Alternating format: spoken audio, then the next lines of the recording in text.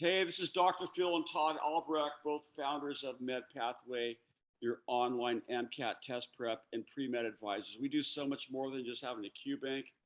We have extensive research experience, MCAT teaching as guys at Princeton Review, as well as med school professors. You know that, Todd, I started Princeton Review in 2008. Remember Eric Wagner, our co-founder at the company, told me one day, he was going to teach physics at TPR. And I said, wow, I remember OChem, but not physics. And I probably still know it all. Then he came back later and said the OChem teacher at TPR never showed up. These guys are kind of young and don't really show up all the time. So what are the odds? So I took a test and they asked me to teach back on any subject I wanted. And I wanted to do OChem. So I'd been teaching med school for 10 years.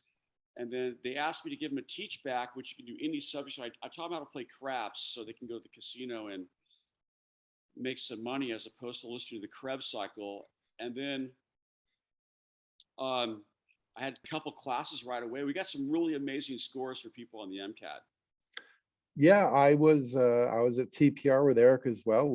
Eric and I started pretty much the same time. And, he said he had taught over 700 physics classes. Yeah, which is pretty amazing. Plus, remember, he was my bio trainer and he taught bio, OChem, and chem. He taught everything but cars, and we're going to talk about cars a little later on. But so you take all the physics classes that he taught, all that wealth of knowledge that he knew, all his research publication, and guess what you get? You get the best MCAT test prep on the physical sciences you can imagine. Plus, we also taught bio and OChem. And anyway, so we made our Q bank on how the MCAT thinks, and we've both taken the real MCAT, by the way. Okay, well, so something I think we need to expand on is you said the MCAT thinks. What do you mean by that?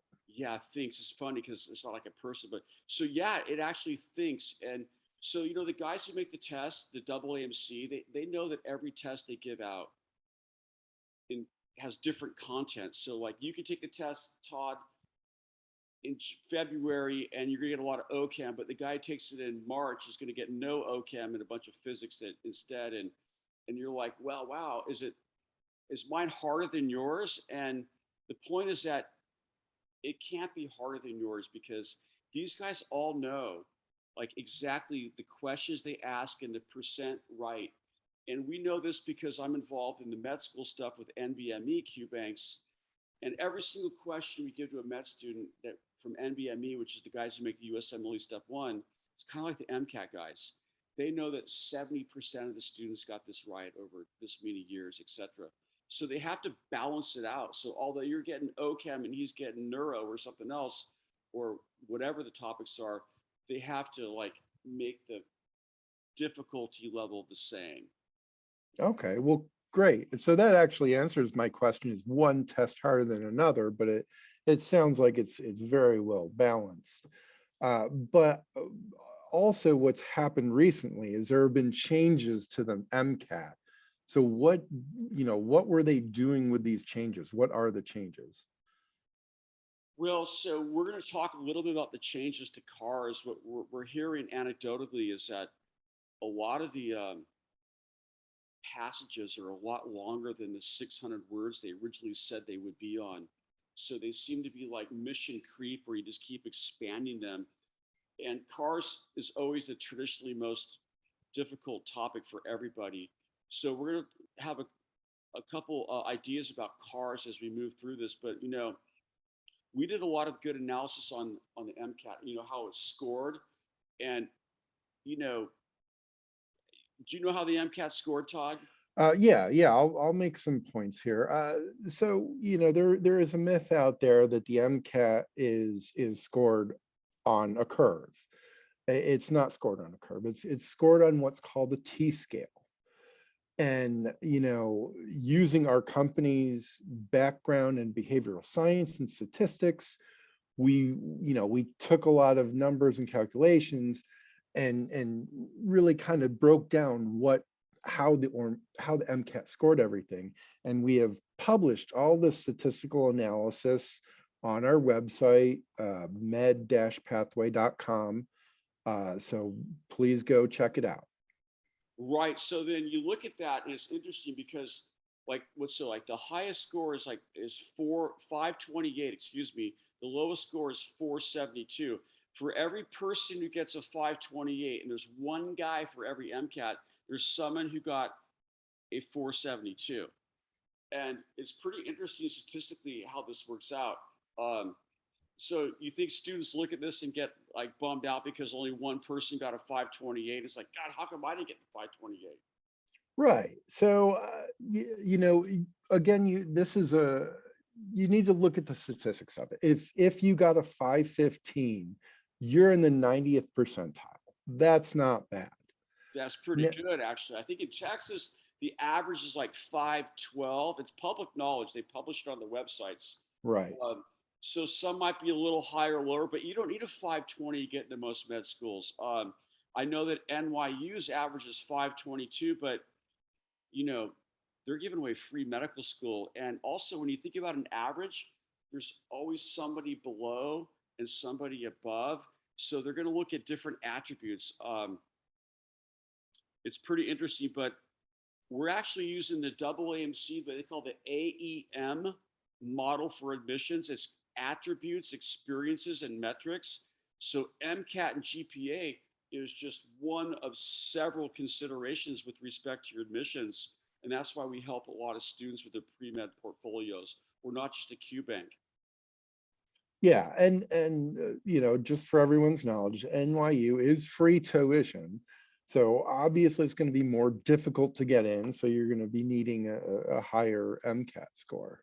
Yeah, so like, how do you know that after you've taken the MCAT, you get a score back? Should you take it again? And I think of it like blackjack, should I hit or should I stay?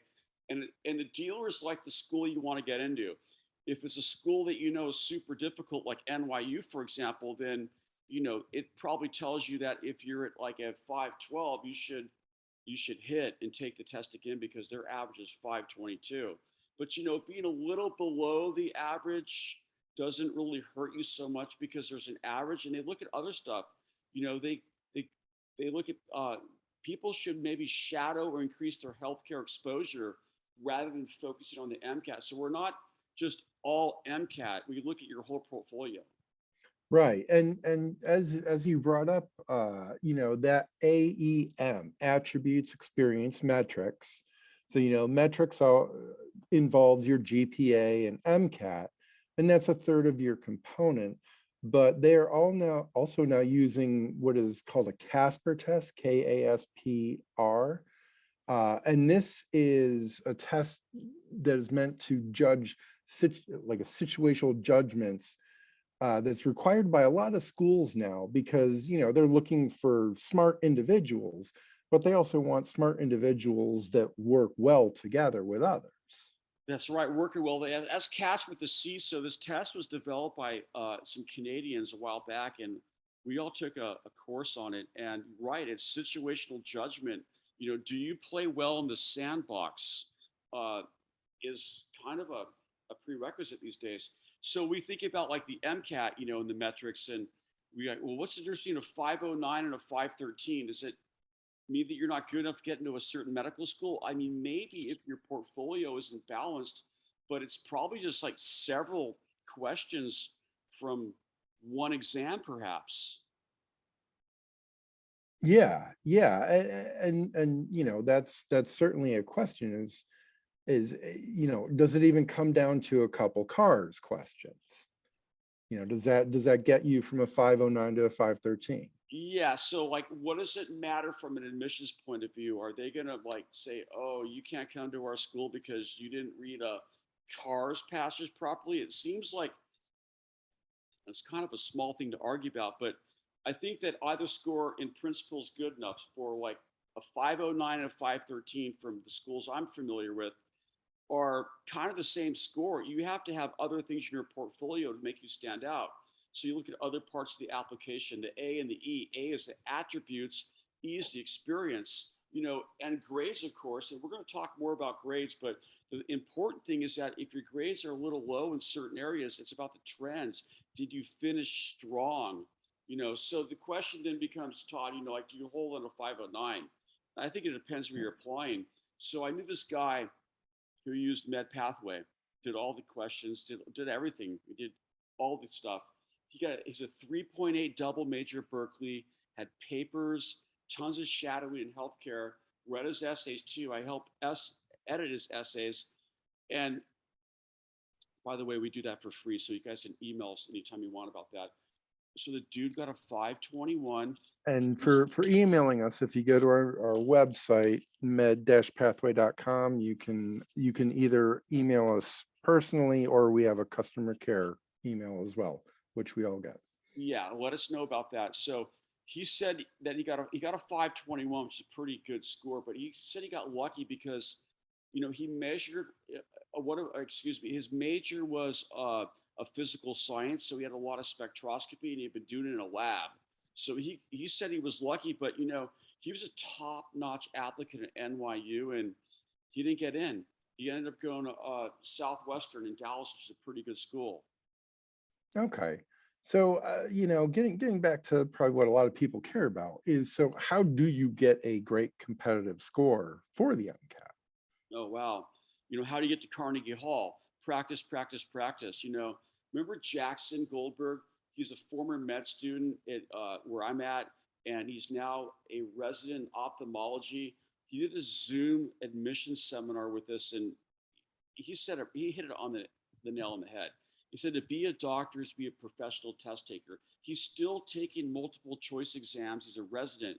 He said he did Princeton Review when he was around because he got in before Pathway showed up. But no man has done more practice questions.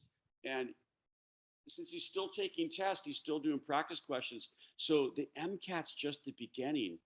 And the only way to pull it off is to do lots of questions from lots of sources. So when you get to the actual MCAT itself, it's just another practice session. We're going to go over all the different topics on the MCAT, like cars and the sciences, as we move forward in our discussions. Yeah. So something and Phil, I'll ask you to expand on this, but for students trying to take these tests, you really want to try and do what we call a cold practice test so that you can get yourself a baseline score. Oh yeah, I know, but people resist because they're afraid that I'm gonna suck pretty hard on a couple topics, and that's okay. What it's gonna tell you is what you know. Maybe you're really good at bio, and so you can focus on some of the other stuff you're weak on. I think it sets up your study plan. But nobody wants their feelings hurt from taking a test cold off the street. I'm working with someone right now at Med Pathway, and she took an off the street score. It took me a little while to convince her to do it. She got a 502 on double AAMC #1. I go, wow, that's not so bad. She goes, I suck. No, you don't. You just started your MCAT journey. And I'm saying to myself, that's somebody I'm going to get to do a score of 5-teen, a 13, a 15. It's all I need. From 502 to 513 is a lot easier than going from 472 to 486, something like that. So she's going to do the Med Pathway free practice test now. That's going to be super challenging. So yeah, that's great. I think that is, students really understand what he was saying there. A cold practice test tells you what you need to study, and you want to know what you need to study before you actually have to take the test. So Phil, I know we get a lot of questions from our customers. Do you have any questions you want to try and address? Well, we've had this question a couple times, so I'm going to pull it out. Do you guys have any recommendations for how to study for cars? I've taken classes on it from well-known companies, and my scores are still flat. If I buy your test, will my score improve? Will my score improve? Well, I don't think it's as simple as that. I mean, we don't make guarantees. We can talk about that because if you're looking for a guarantee, then I think there's less of a serious nature to it. But that aside, when we first started Princeton Review, as trainers, if you bought their package, they would give you a free subscription to the Wall Street Journal for cars. They didn't call it cars back then, but it's basically cars. And it's because if you can read complex articles from the Wall Street Journal about various business affairs and world affairs, then you can probably interpret a lot of things on cars. And the other thing that I learned more recently was from somebody at med school. She's one of the only people I know got a 132 on cars. And she said the reason why she got it is because she took an English class at her undergraduate college on critical thinking. And you know what I did? I've Googled up like English class critical thinking, and you can't believe how much stuff lights up. You can take expensive courses, online courses. There's so much going on in all these English classes that you can take that will help you with cars, as opposed to taking something that's MCAT centric per se. You know, I think cars is going to be the big thing that everyone's got to figure out. Yeah, I agree. That sounds awesome. So I hope everyone got some good information from this, and this is going to be our first blog, and we're going to keep putting them out. So, stay tuned. And remember, we have a lot of free information, a lot of free content at our website, med-pathway.com. And again, you can also give us questions that we can try and address in these blogs. And we hope to hear from you guys. Thanks so much. Absolutely, man. Take care. I'll see you guys later. Bye.